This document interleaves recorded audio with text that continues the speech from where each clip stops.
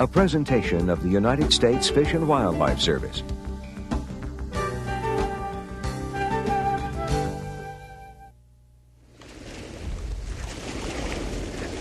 Every fall, as they have for countless centuries, geese, ducks, shorebirds, and other migratory birds leave their northern nesting grounds and fly southward before the grip of winter tightens.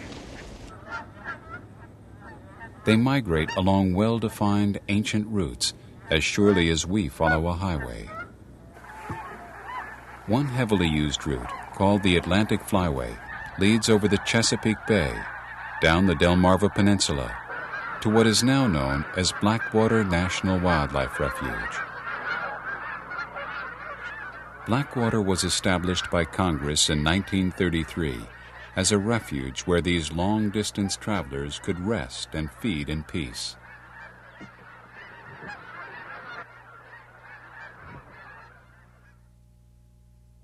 There had been a growing concern during the early part of the century that the loss of wetland habitat, as well as overhunting, was causing an alarming decline in waterfowl and other wildlife populations. Out of this concern, a nationwide system of wildlife refuges, many situated along the migratory flyways, was born. Today, as the 100th anniversary approaches of when the first refuge was established by President Teddy Roosevelt in 1903, there are more than 500 national wildlife refuges across the nation managed by the U.S. Fish and Wildlife Service. The mission of the National Wildlife Refuge System is to administer a national network of lands and waters for the conservation, management, and where appropriate, the restoration of the fish, wildlife, and plant resources and their habitats within the United States for the benefit of present and future generations of Americans. For well over half a century, Blackwater National Wildlife Refuge has been supporting this mission.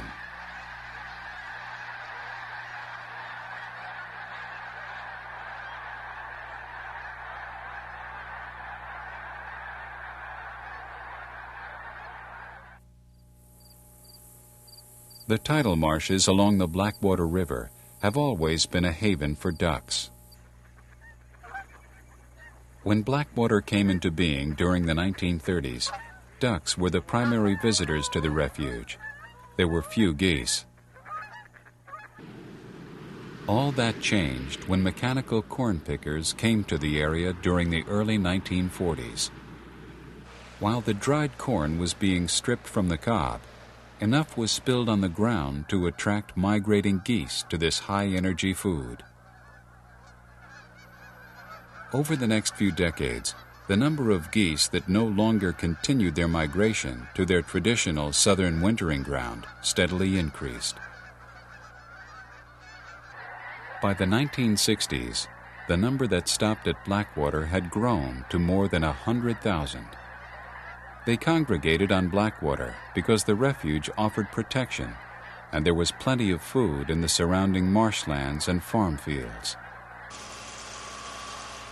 Farming became an integral part of wildlife management on Blackwater. Clover and buckwheat are planted for protein, which the birds need for muscle building and feather replacement.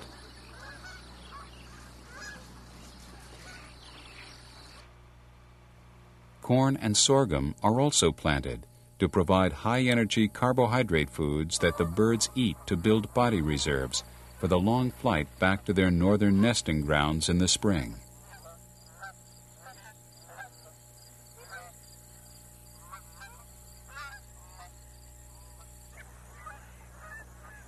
The freshwater impoundments are a haven for the tens of thousands of ducks that pass through Blackwater on their migrations. Several species of ducks, known as dabblers, feed on vegetation and small invertebrates that live on the bottom of these freshwater impoundments. To provide food for dabbling ducks and other water birds, the refuge uses a method called moist soil management to encourage the growth of nutritious plants in the impoundments.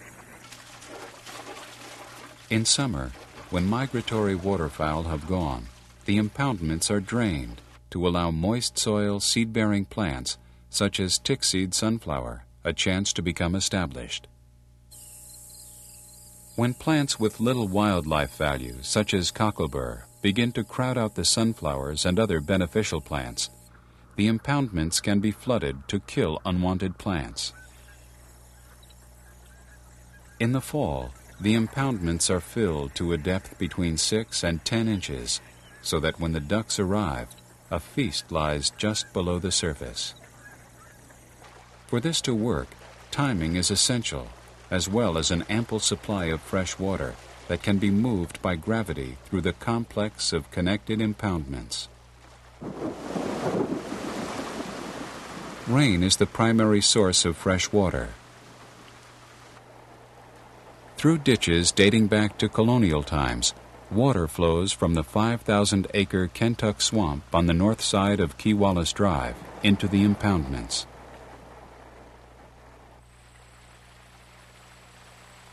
During a drought emergency, water can be pumped from a series of wells to keep the system operating. Another challenge is to make sure that salt water doesn't intrude into the freshwater impoundments and affect the plants. Salinity levels are therefore closely monitored. Several impoundments can be seen on the north side of Wildlife Drive. Many more are located on other parts of the refuge, and additional impoundments are being constructed each year. These man-made, intensively managed impoundments make it possible for the refuge to provide food and protection for many thousands of waterfowl, wading birds, songbirds, shorebirds, and other wildlife.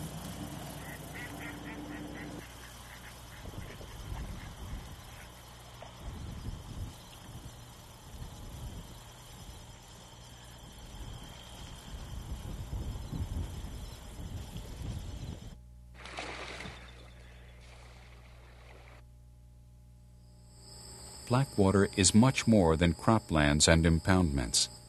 Over half of the refuge is forested with stands of tall loblolly pine, ideal nesting habitat for bald eagles. There are more than 30 active eagle nests in and around the refuge, the largest concentration north of Florida. The forest also provides habitat for the endangered Delmarva fox squirrel, a stocky, bushy-tailed cousin to the common gray squirrel. Delmarva fox squirrel populations were reduced throughout their range when their forest habitat was cut down.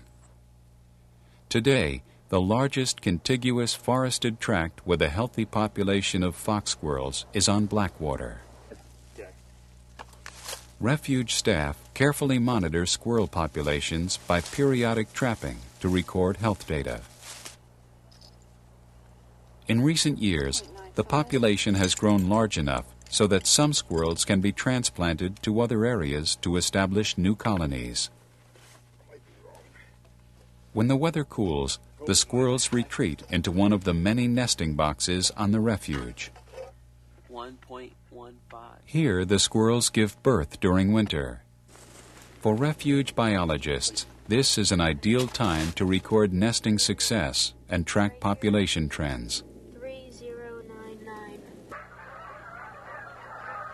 Winter is also an ideal time to capture and band Canada geese.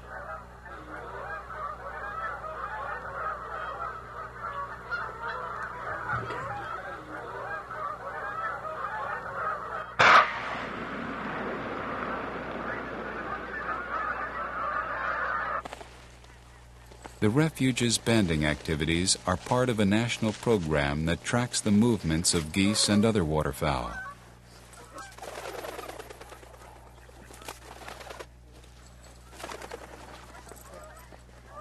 During banding, the sex and age of the birds are recorded.